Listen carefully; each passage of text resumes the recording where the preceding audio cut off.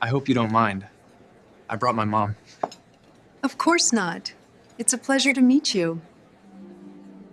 Plenty of first dates, but something about tonight felt different. She'd met David online, and their conversations had been refreshingly genuine. He was 27, charming, and seemed to have his life together. When David walked in, Emma's breath caught. He looked even better than his photos, tall and confident in a navy suit. But her smile faltered when she noticed an older woman walking beside him, her arm linked with his. The woman wore pearls and an elegant black dress, her silver blonde hair perfectly styled. Emma's mind raced. Was this some kind of joke? Who brings their mother to a first date? David approached with an apologetic smile. Emma, I'm so sorry for the surprise. This is my mother, Margaret. Mom, this is Emma. Margaret extended her hand warmly, but Emma could barely process what was happening. She shook it mechanically, forcing a polite smile while inside she was screaming with confusion and disappointment. Please, let me explain, David said, pulling out chairs for both women. My mom is visiting from out of town, and I couldn't cancel on you. I know this is unconventional. Emma wanted to leave. Every fiber of her being told her to grab her purse and walk out. But something in David's sincere expression made her stay. Besides, Margaret seemed genuinely kind, not all the overbearing mother-in-law type she'd imagined. As they settled in, an awkward silence hung over the table. Emma picked up her menu, using it as a shield while her mind whirled with thoughts of escape routes and polite excuses. Then Margaret spoke, her voice gentle and warm. Emma, I want to apologize. This must be terribly uncomfortable for you. If I had known David had a date tonight, I would have insisted he keep his plans without me. Emma looked up, surprised by the woman's empathy. It's okay, she managed, though it really wasn't.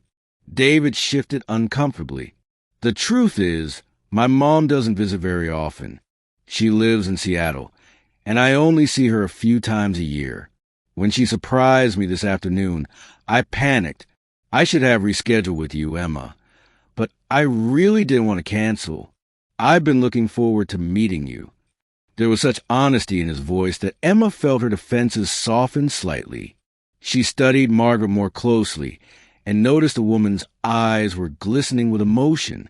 My husband passed away 8 months ago, Margaret said quietly. This is my first trip anywhere since then. David has been worried about me being alone. The revelation hit Emma like a wave. Suddenly, everything shifted into focus. This wasn't about an overbearing mother or a mama's boy.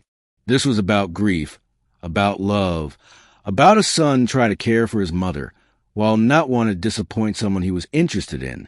I'm so sorry for your loss, Emma said, and she meant it. Her own father had died when she was 16.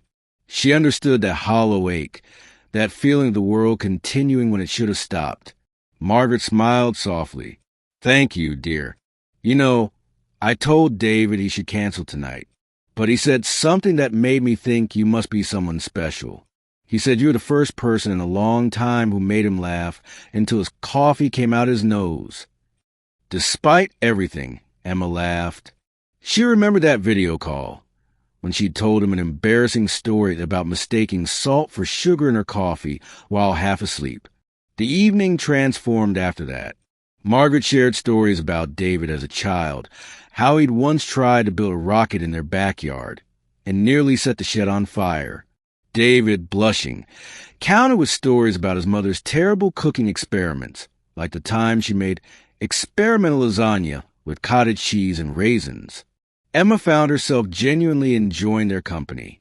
Margaret asked about her life with real interest, not the interrogating kind, but the warm curiosity of someone who genuinely cared about people. They discovered they both loved old mystery novels and had cried watching the same sentimental movies. As dessert arrived, Margaret excused herself to the restroom. David immediately turned to Emma, his expression earnest and vulnerable. I know this was strange and probably broke every dating rule in the book. If you never want to see me again, I'll understand completely.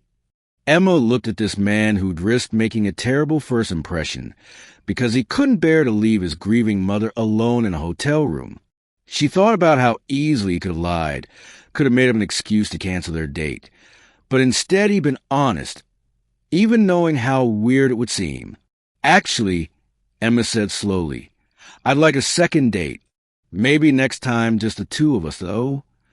David's face lit up with relief and joy. Really? You're not just being polite? I'm not that polite, Emma grinned. Your mom is wonderful, and you bringing her tonight told me more about your character than a dozen normal dates ever could. When Margaret returned, she must have sensed something had shifted because she smiled knowingly at them both. Later, as they said the goodbyes outside the restaurant, Margaret hugged Emma. Thank you for being so gracious tonight. You're a special young woman. 2 years later, Emma would walk down the aisle toward David, with Margaret sitting in the front row, tears of joy streaming down her face. And Emma would always remember their first date as the night she learned that real love isn't found in perfect moments, but in messy, honest, complicated ones where people show you who they really are. Sometimes the best love stories start in the most unexpected ways. If this story touched your heart, please share, and subscribe for more heartwarming tales. Comment below and tell us about your most memorable first date experience. Retry.